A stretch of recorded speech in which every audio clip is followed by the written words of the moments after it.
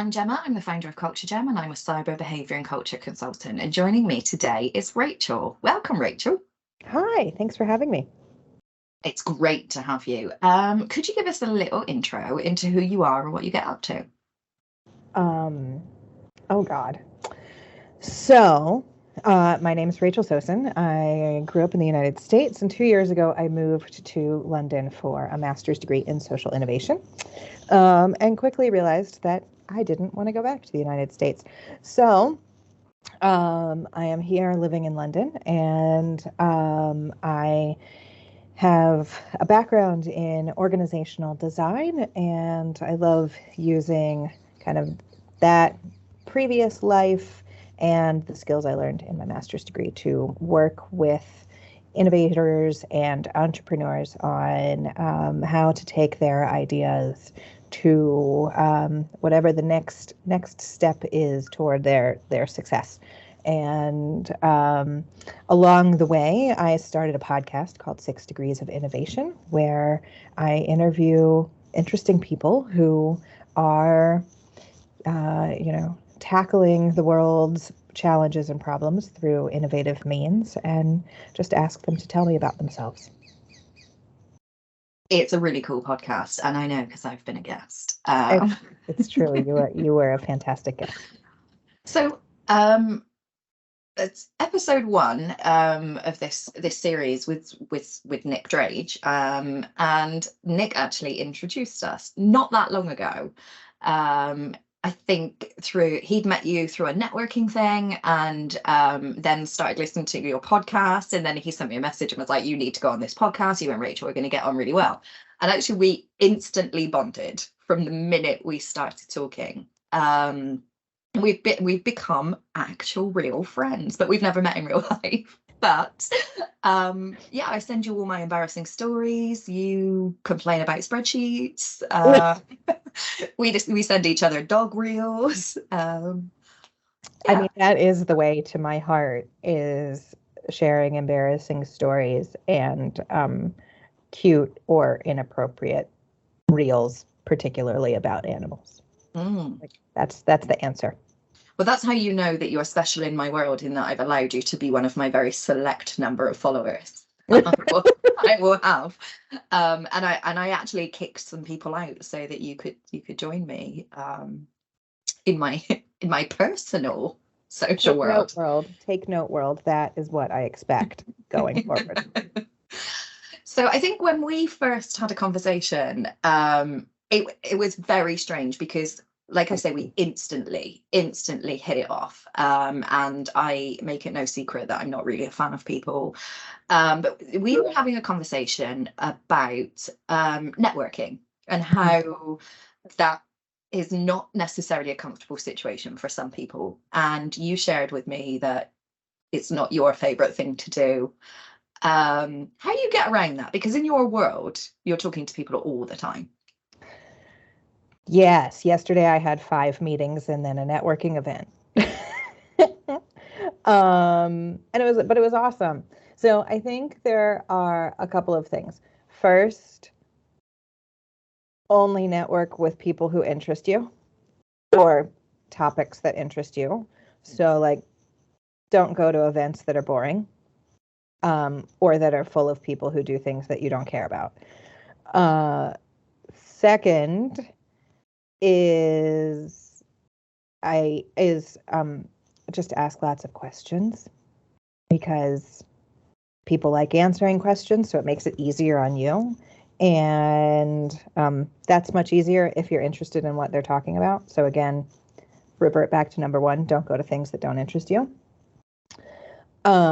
Side note, there was an event recently where someone was talking to me, and there was like no reason we should be talking, and I finally just interrupted and said, like, I think we are wasting both of our times right now. Like, you should go find people who actually are interested in your business. He was a little bit offended, but I think he also knew that I was right. And then third, I would say almost like treat it as like a game or a mission. So like, try to make as many connections as you can, and not in a like gross transactional way, but I kind of pumped myself up. So I went into this thing last night, and it was the end of a very long day. I was pretty ready to be done, but I also knew the room was full of really interesting people. So I just told myself, make sure you have 3 really good conversations and then you can go. And what I find is like it sort of becomes a little bit of an upward spiral. So the first really good conversation makes you excited for the second really good conversation. And so then even if you set yourself a goal of 3, you end up having like 5 or 6. And then I think that also sort of gives you the freedom. If the conversation isn't a good one, then you can cut it off more quickly because you're like, I gotta get my 3. I got to get my 3 good ones, and this one isn't a good one, so I got to end it so I can go have a good one.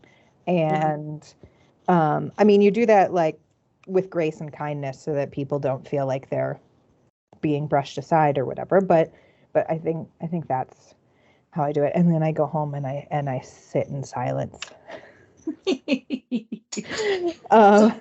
I've not experienced you trying to end a conversation, but when our first conversation, you were explaining how you get away with this, and this does seem to be a honed art form that you have of getting out of conversations. And I remember telling you that I once stood for 45 minutes waiting for someone else's taxi because I didn't know when was socially appropriate for me to leave, and it just became really awkward.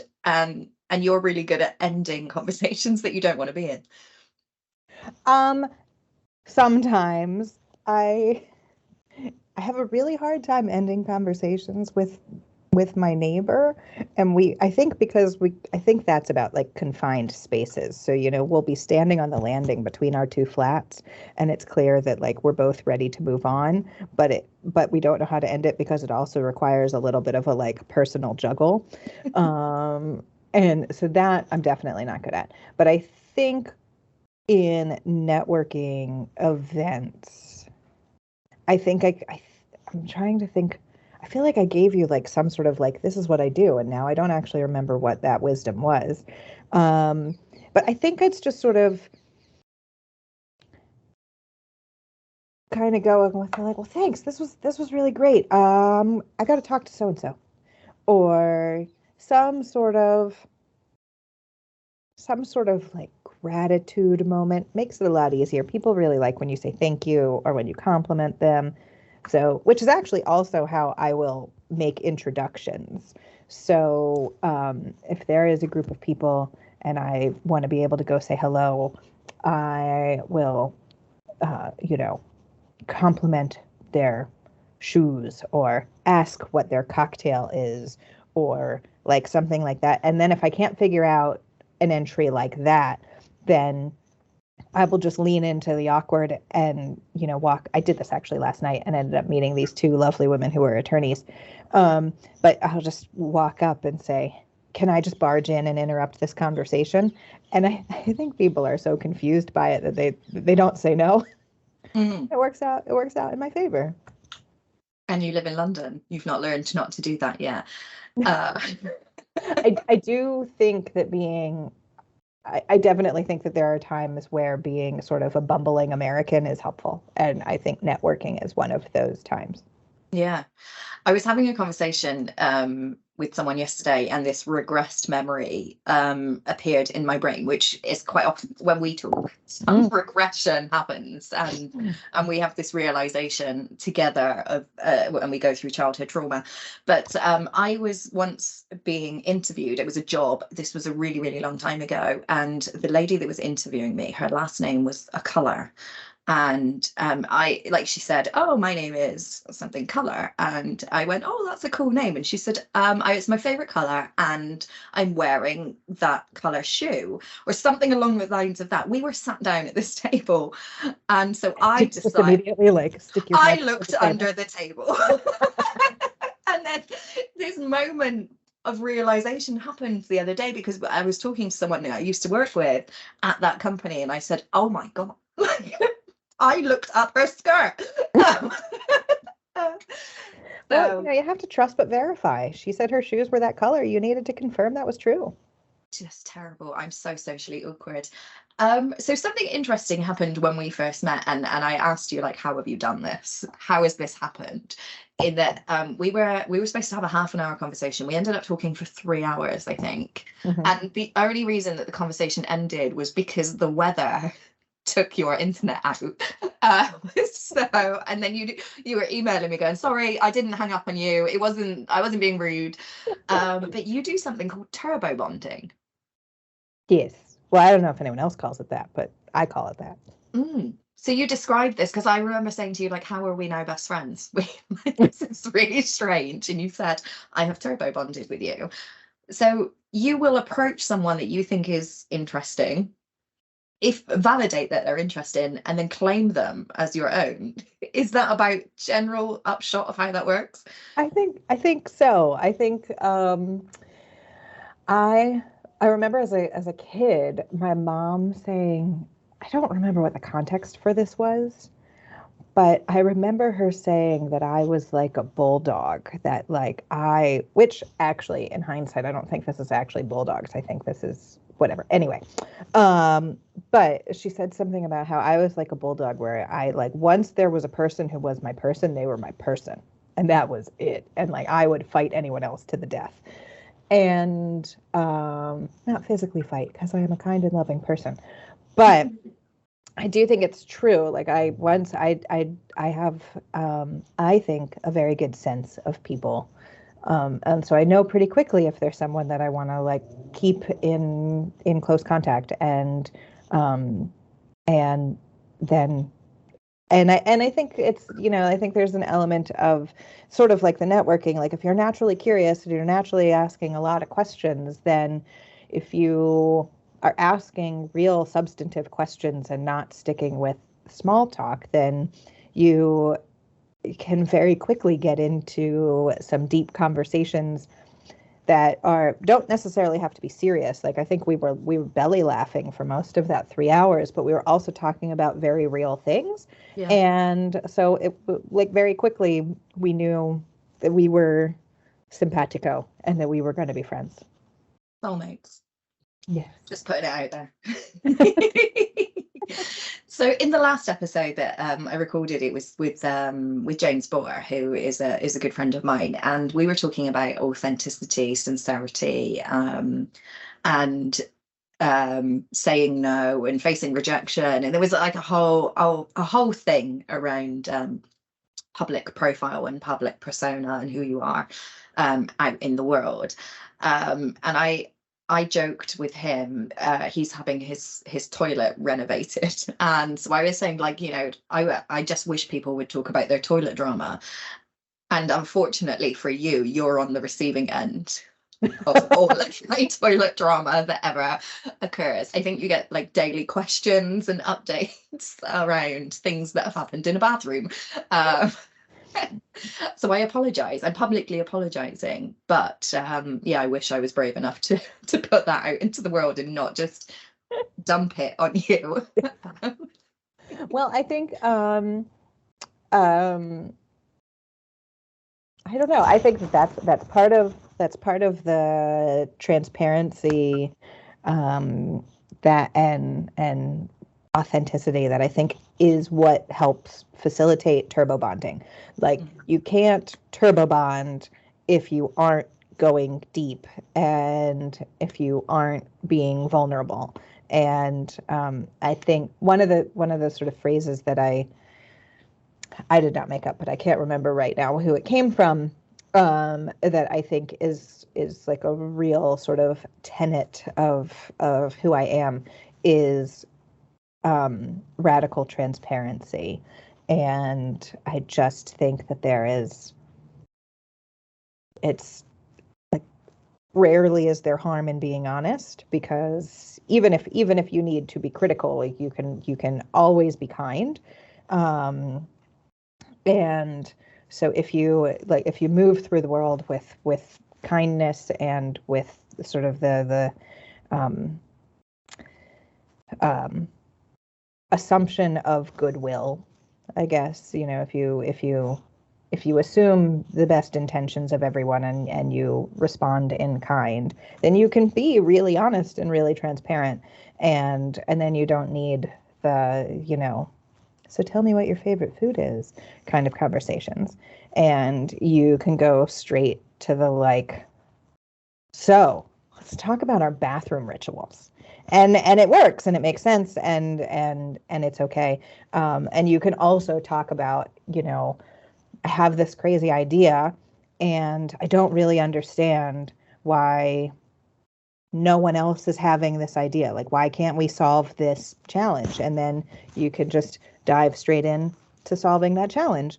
And so I think that's sort of the root of turbo bonding. It's also how I approach networking, and it's also why the authenticity and transparency are really important. And I think it also makes the rejection easier. Like, if I don't know, if you profess your undying love to me right now, Gemma, and say, I really think that we are soulmates, and I think that we should be together. I would very genuinely say thank you. I really appreciate that.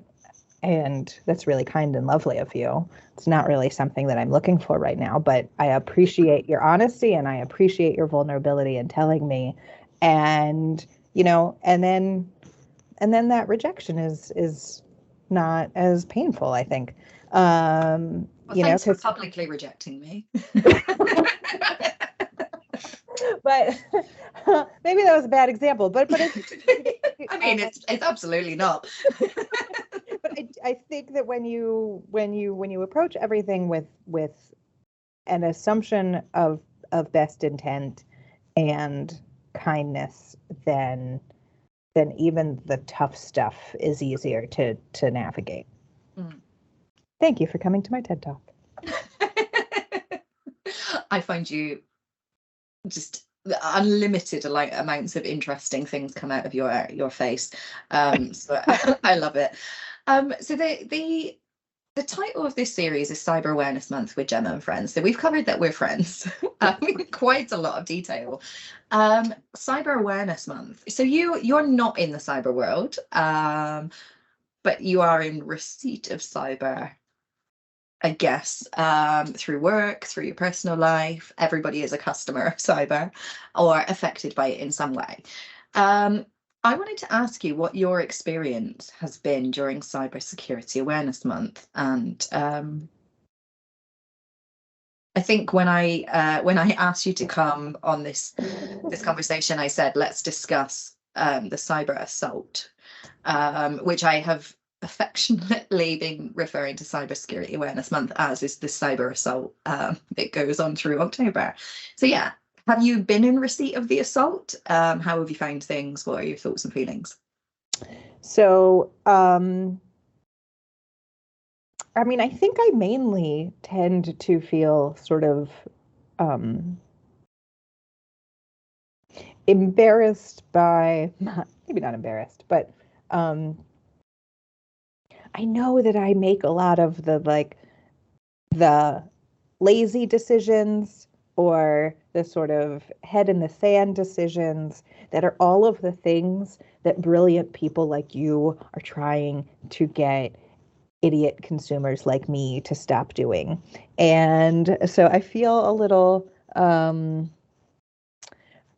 feel like a little bit like the person who is, says that they're going to wake up and go run a 5K every morning and then doesn't actually, but they mean to, and then they feel really bad about it. That's sort of how I feel about cyber behavior, or cyber best practices or something like that. I feel like I, thanks to you, now have a much better understanding of why I need to be more careful about cybersecurity. And yet I would still say I'm, underperforming. So I think I think that that's sort of an interesting behavioral piece. Like there is the element of teaching people who are, broadening awareness for people who are genuinely ignorant to security risks. And then there are sort of like convincing people like me who are aware, but just still kind of going with like ease or routine or whatever is keeping them from actually making the behavioral change. Mm. I don't really know what the answer is to that, but I definitely feel bad about it. I don't know if you should feel bad, and I think the cyber industry is probably the reason that you feel bad. I absolutely don't agree with that you should feel bad. And I think what I just found really interesting there is, and not to, I just have no polite way of saying this, and because you're my friend, I'm just going to say things. But like, you're no spring chicken, right? You've been in the world a reasonable amount of time. And you just said, I'm aware because of conversations I've had with you. We have been friends since April, March, like not that long. So that's like 6, 7 months we've been friends. And you have been in receipt of the cyber assault. Hello. Rosie Please has joined the chat. Yeah, so you've been in receipt of some sort of cyber assault throughout your working career. And you said you understand why, because of conversations we've had. Yes. And so I think the piece that you helped provide, and that you made me think about more, is context. So I think, so in particular, thinking about things like identity theft or, accessing bank account and like, taking all my money kind of thing, or opening credit cards in my name. So I think for a long time, it was really easy for me to just say, well, they're welcome to access my bank account. It won't get them very far. Mm-hmm.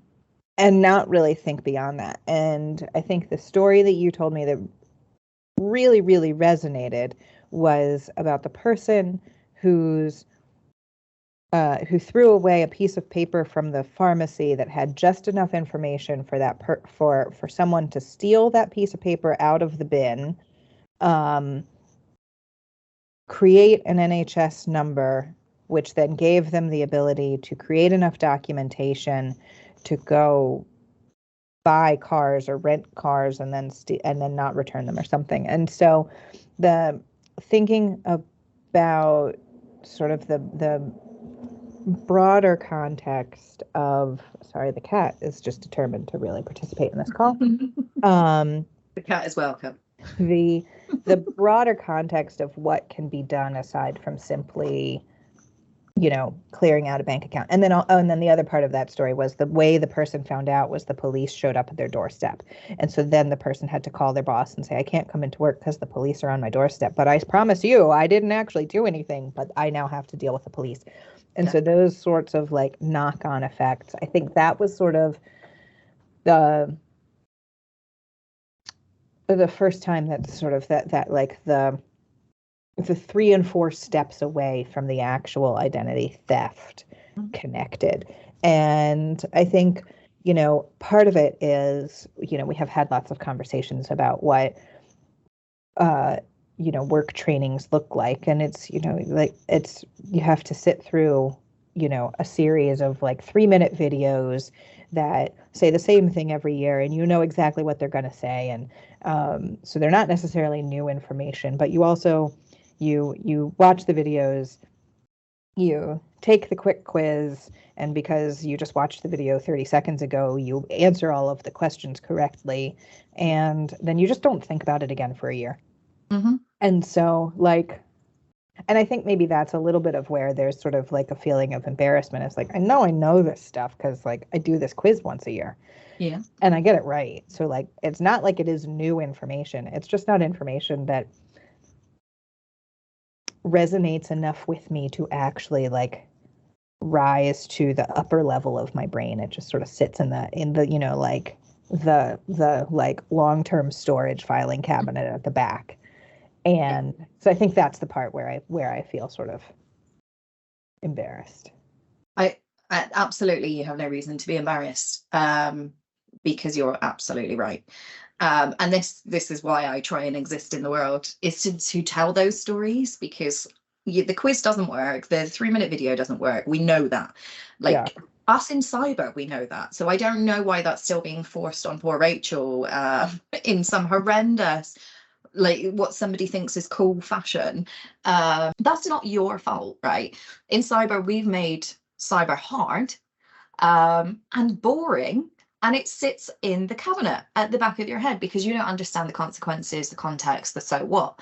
And I think they're, for like, to defend cyber for a moment, because I just rubbished them and said it's all their fault. But there's a balance between the fear, like rolling through fear, you are a target, you are a target, you are a target, and the just do this training once a year.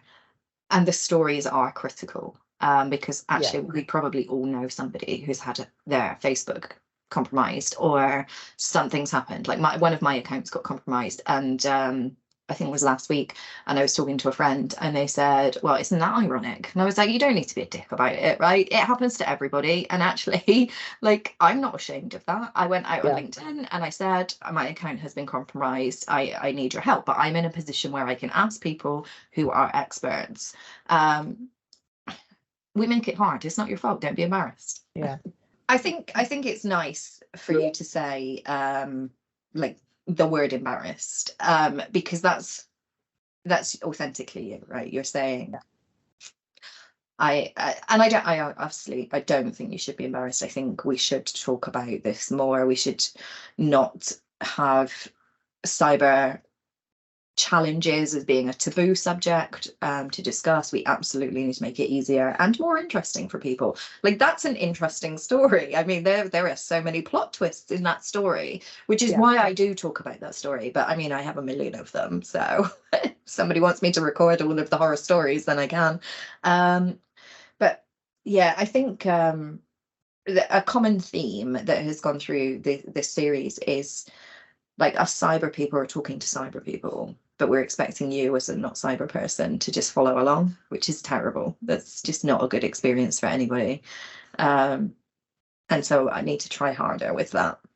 Well, I think that there's I think there's a teaching piece that is, a necessary element. And my understanding is that the cyber community grew out of, maybe with the exception of you, but for a lot of people, the cyber community grew out of the coding community or the software community or whatever. And so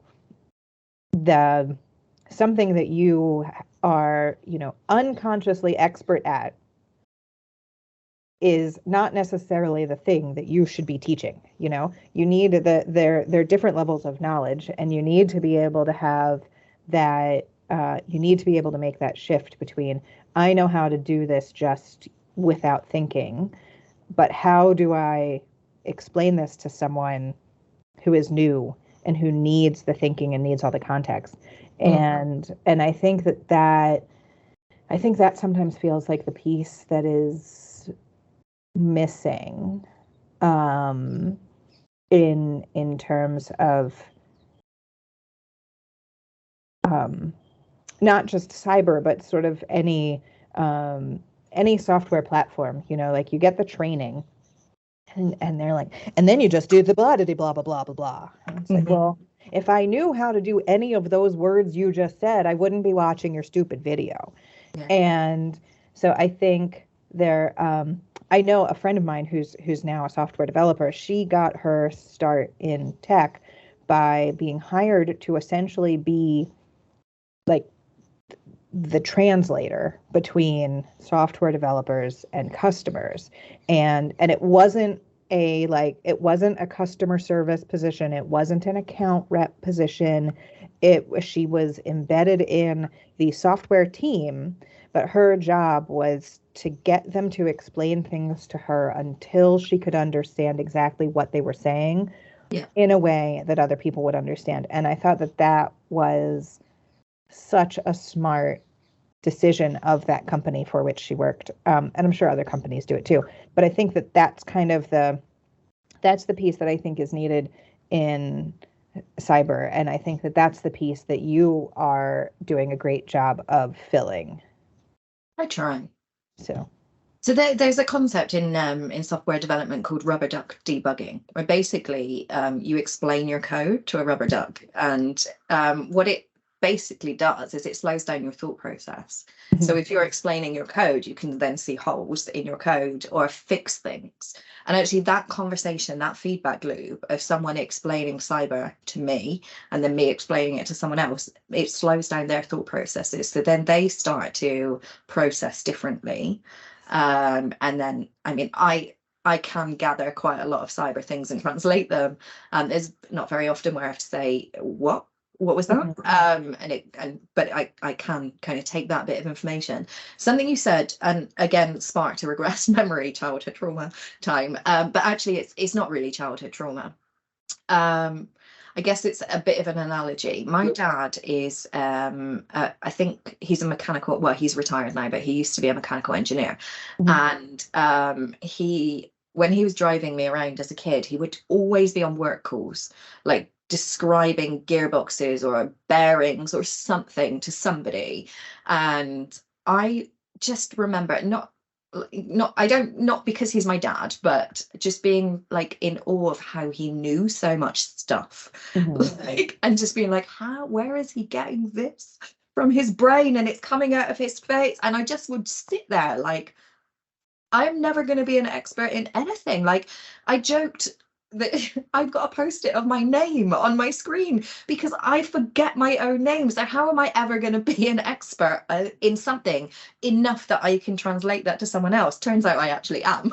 I just don't know it very well.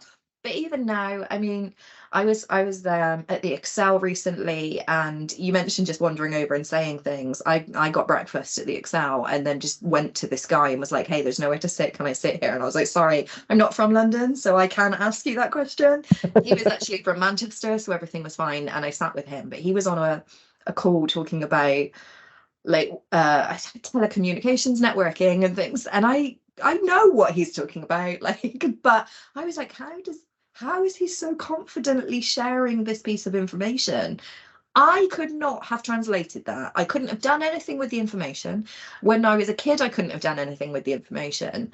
But that's what we're expecting cyber people, like actual humans, to hear from cyber people and do something with. And that's where I was going with my really big tangent around in awe of listening to people. But we forget that this is, like you say, blah, blah, blah, blah, do the things.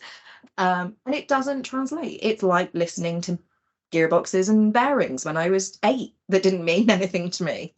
Yes. And I think actually saying when mechanical engineer, I think is a great example. I think that there's, when I lived in the US, I owned a car, and, my car would make some sort of weird noise, and I would go to the mechanic and I would say, my car is making a weird noise. And then they would do whatever they were doing. And then they would come back out and they would be like, blah, blah, blah, blah, blah, blah, blah, blah, blah. And they would explain it all to me. And then I was like, great, I know what all of those words mean. I do not know what it actually means. Yeah. I just want to know, like, how badly is this going to hurt my bank account, and how quickly can I get my car back? And like, on the one hand, like, I'm so glad that they were trying to explain things to me, and they were trying to be transparent, and they were trying to tell me what needed fixed, great. But I didn't get it. And frankly, I didn't really care. I just cared about when I could have it back. Yeah. And I think maybe that's sorry, cyber people, but I don't really care. Mm-hmm. I just want to know what I can and cannot do. Yeah. And if you're going to tell me I can't do something that I have always done and has always made my life much easier, then I want you to give me the alternative that is going to be comparably easy. Uh-huh. That's what I want. Seek to understand before you can be understood and all that jazz. Yeah, Yeah. no, I'm all in favor of that approach, and I think that's why I try and exist in the world. I just wish there absolutely was more call for it, and unfortunately, looking at my bank balance, there isn't. But there should be. I wonder though, I mean, this is like a terrible thing, but the more companies are victims of cyber attacks, one would think the more they will start thinking about like, our methods haven't been working thus far to actually change our employee behavior. Mm-hmm. Maybe we need to reconsider the way we're doing things.